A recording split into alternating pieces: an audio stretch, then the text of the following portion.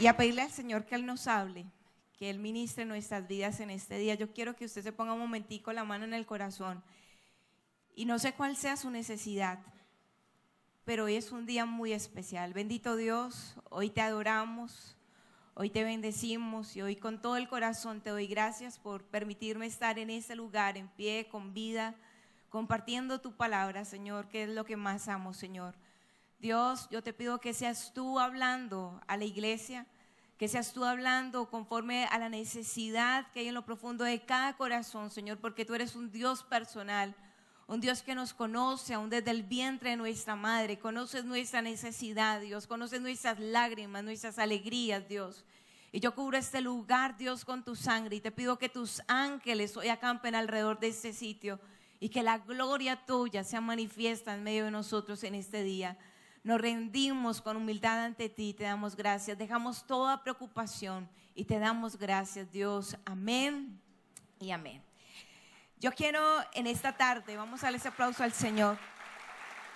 Quiero compartir la palabra en el libro de Ezequiel, en el capítulo 1, vamos a ubicar el mensaje, pero antes de leerlo yo quería contarles una historia.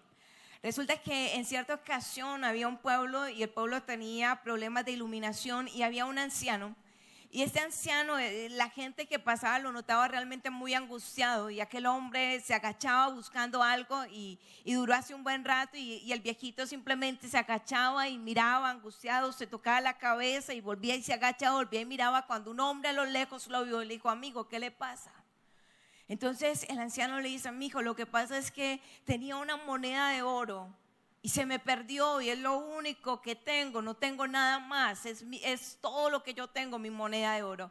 Entonces el joven sintió misericordia y comenzó a buscarlo y ya eran dos agachados buscando la moneda, se rascaban la cabeza y entonces otro a lo lejos lo vio ya y les dijo: ¿qué les pasa? Entonces el joven le dice: es que al muchacho, al anciano, perdón, se le perdió una moneda de oro y se la estoy ayudando a buscar. Pero los veo muy angustiados. Sí, es que es todo lo que tienen. ¿Les puedo ayudar? Sí, claro, ya eran tres buscando la moneda, se agachaban, se tocaban la cabeza. Y cuando el cuarto lo vio, el quinto, el sexto. ¿Y cuántos sabían que el 7 es el número perfecto? Entonces el número 7 viene, los ve a los 6 que estaban allí reunidos buscando la moneda y les dice: ¿qué pasa? Entonces vuelven y le repiten la historia.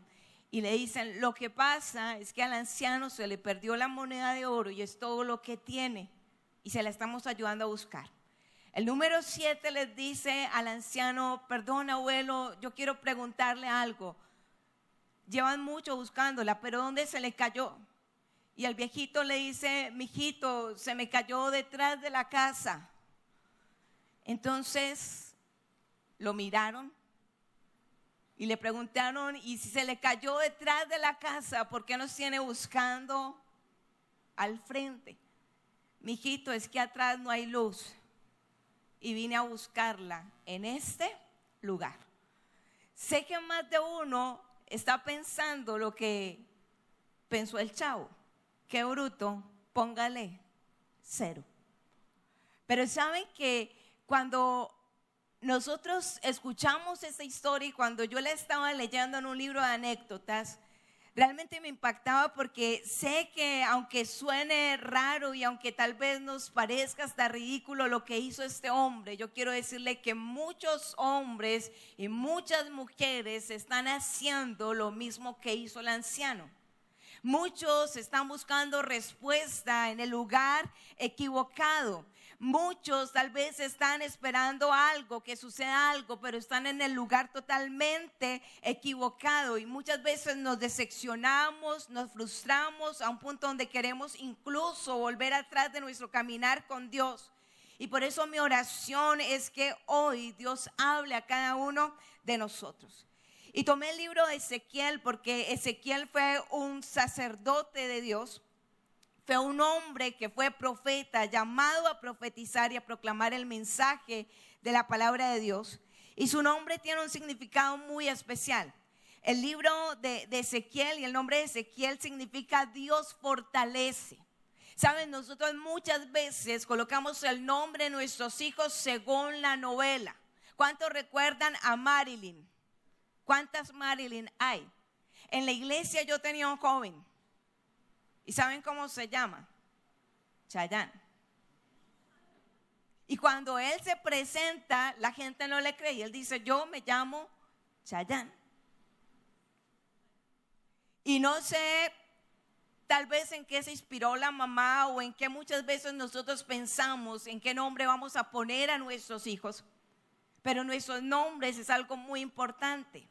Y el nombre tiene un significado. Y la Biblia dice que Ezequiel, su nombre significa Dios fortalece. Y cuando Ezequiel aparece en escena, vamos a mirar en Ezequiel capítulo 1, versículo 1, vean lo que dice la palabra. Ezequiel 1, versículo 1 dice, aconteció en el año 30, en el mes cuarto, a los 5 días del mes, que estando yo en medio de los cautivos, junto al río Quebar, los cielos se abrieron y vi visiones de Dios. La Biblia cuando nos presenta a este hombre Ezequiel, el escenario en que aparece este hombre, dice que él está en medio de los cautivos. Estaban en Babilonia, el pueblo de Dios a causa de su pecado, de su rebelión, había sido llevado, deportado, estaban allí en cautiverio. Así que Dios les permite estar por 70 años en medio de ese cautiverio.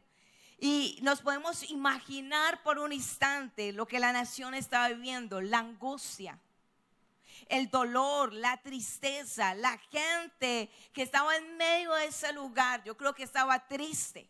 Y esos fueron días tenebrosos, esos días fueron tiempos realmente duros. Era como estar en lo más profundo de un valle, en el lugar más oscuro.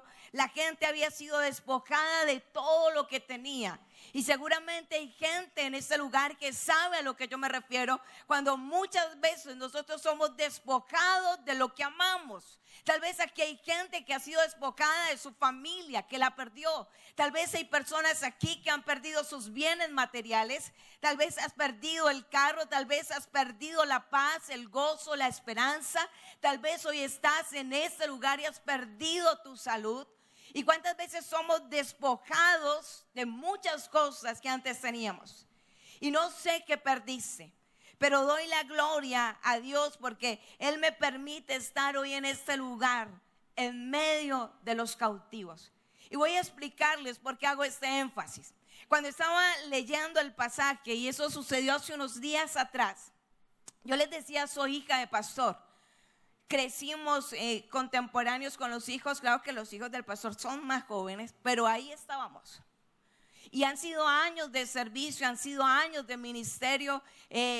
Sabemos lo que es contar el 3 y el 8 que dice el pastor. Nosotros hemos experimentado eso y sé que Dios va a cambiar eso en el nombre de Jesús. Pero resulta que durante todos estos años de servicio, desde los 19 años, yo tomé una decisión por Jesús, no por lo que mis papás eran pastores.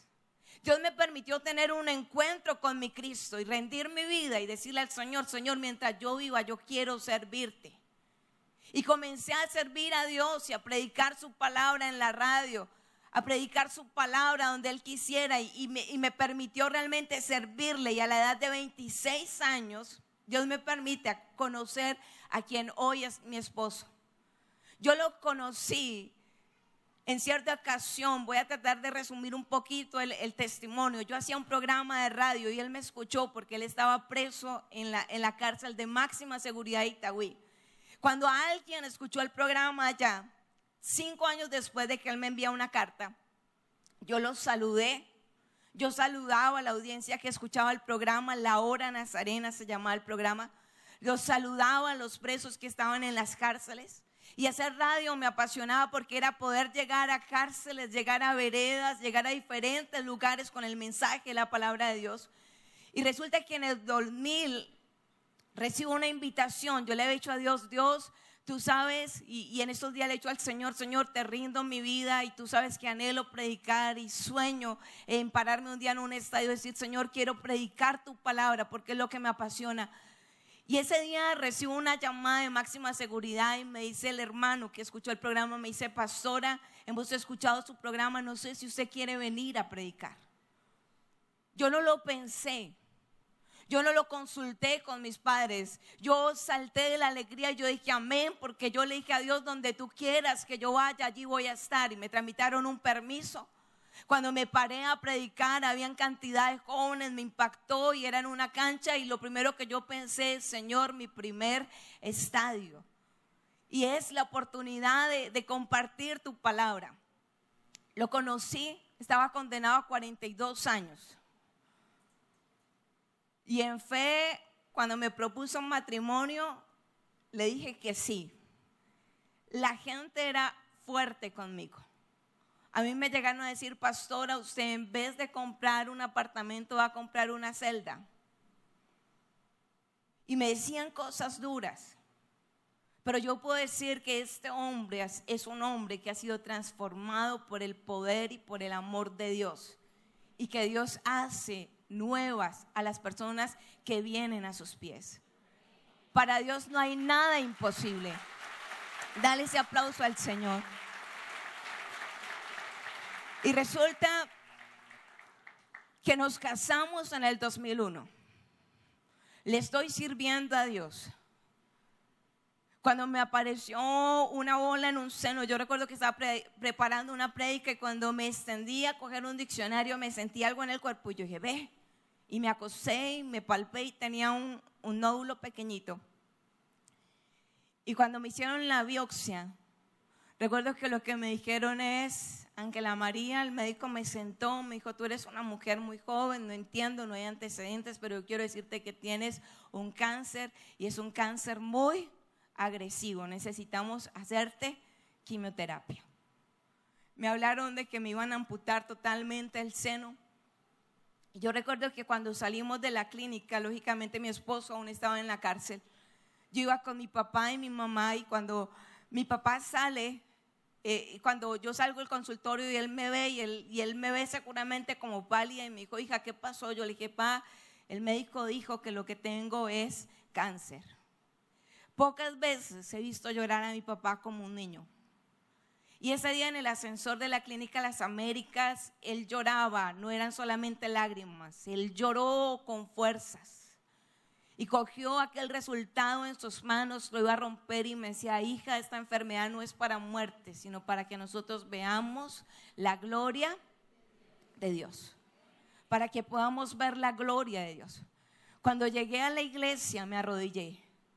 Cuando llegué esa noche a la iglesia, me posté en el altar y yo le decía a Dios, no entiendo, pero yo quiero aprender a adorarte. En el consultorio yo recuerdo que el médico me dijo y yo solamente levanté mi mano y yo decía, santo, santo, santo, te alabo, te bendigo Dios, te exalto. Y recuerdo que Dios me dio una palabra donde decía, te daré la vida por botín. Y nos ha permitido ver la gloria de Dios. En el 2009 me repitió en los pulmones. Tengo 2 hijos que son un milagro patente de Dios. Porque después de ese tratamiento tan fuerte, Dios me regaló a mí mis 2 hijos, Juan José y Samuel. Y en el 2009, cuando dejo de alimentar al pequeño, me hicieron examen de control y el médico me dijo, Ángela, hay un nódulo en el pulmón, necesitamos operarte nuevamente. Ese medicamento volvió, me tumbó todo el cabello, me tumbó las cejas, yo parecía un huevo predicando, sin cejas, sin cabello. Pero siempre pensaba en medio de las pruebas lo que Dios me quería enseñar. Lo primero que yo aprendí fue adorar a Dios en medio de los momentos difíciles, porque cuando yo me enfermé por primera vez y leí el libro de Job, yo veía que el diablo estaba esperando que Job maldijera, que Job renegara, que Job dijera que Dios no existía, pero Dios sabía que Job se iba a postrar, iba a adorar. Y aprendí que en los momentos duros, en vez de renegar, tú tienes que doblar tus rodillas y decir bendito sea el nombre de Dios, porque tenemos un Dios santo, un Dios soberano, un Dios grande, un Dios fiel. Dale ese aplauso al Señor. Bendito sea el nombre de mi Dios. ¿Y por qué voy a todo eso? Les decía, a mí me aplican un medicamento cada 21 días. Dios es soberano. En la iglesia una vez oramos por una mujer con cáncer de mama y cuando la fueron a operar no había nada. Yo le decía a Dios, Señor, yo quiero que tú hagas algo grande. me imaginaba que él iba a desaparecer el tumor, pero un misionero chileno me dijo: hija, Dios puede llevarte por un camino corto, por un camino largo, pero si te lleva por el largo, recuerda que Dios va a estar contigo. Y saben que he tenido como eso en mi mente, en mi corazón. Y la semana antepasada, cuando volvieron y me hicieron exámenes de control, resulta que voy a reclamar el TAP a la clínica. Y cuando dice ahí que se ve algo como una especie de nódulo, yo salí donde estaba mi esposo y me quedé pensando. Yo dije: Dios mío, la tercera, llevo 2. Pero me preguntaba a Dios: si pasa otra vez, ¿te seguiré adorando? ¿Te seguiré alabando? ¿Te seguiré sirviendo? ¿Te seguiré honrando?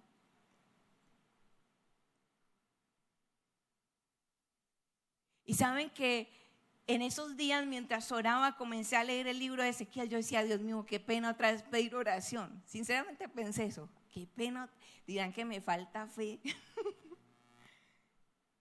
Pero saben que Dios empezó a ministrar mi vida a través del libro del profeta Ezequiel.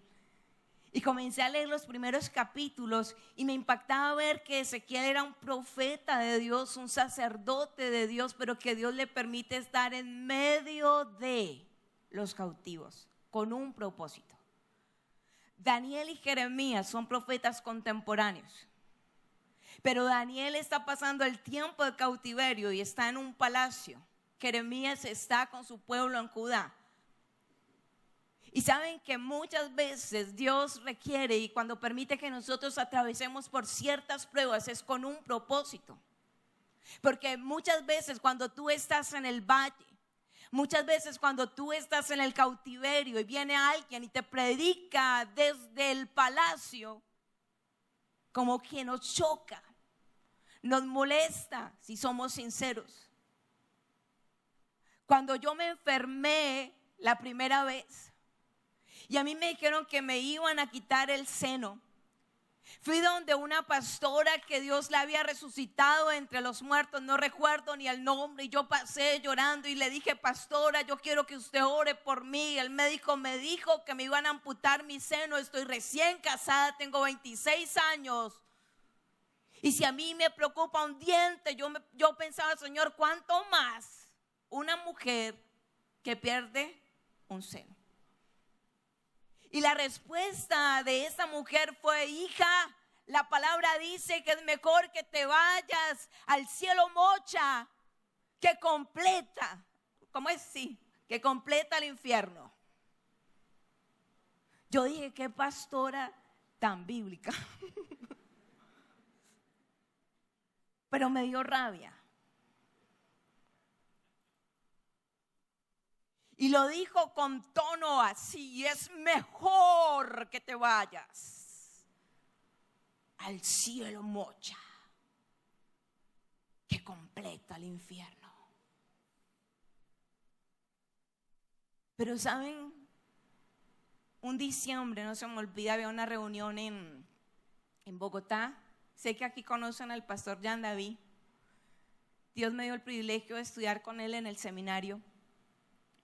Y cuando él me vio y supo todo lo que estaba pasando esa noche, me dijo: amiga, yo quiero que hablemos. Y me dijo: Ángela, dime la verdad, ¿tú tienes fe o tú tienes miedo? Porque si yo pudiera, te agarraría del cabello y te llevo inmediatamente a un hospital a que te hagan todo el tratamiento. Esa noche fui a la alcoba, lloré. Yo le decía al Señor: te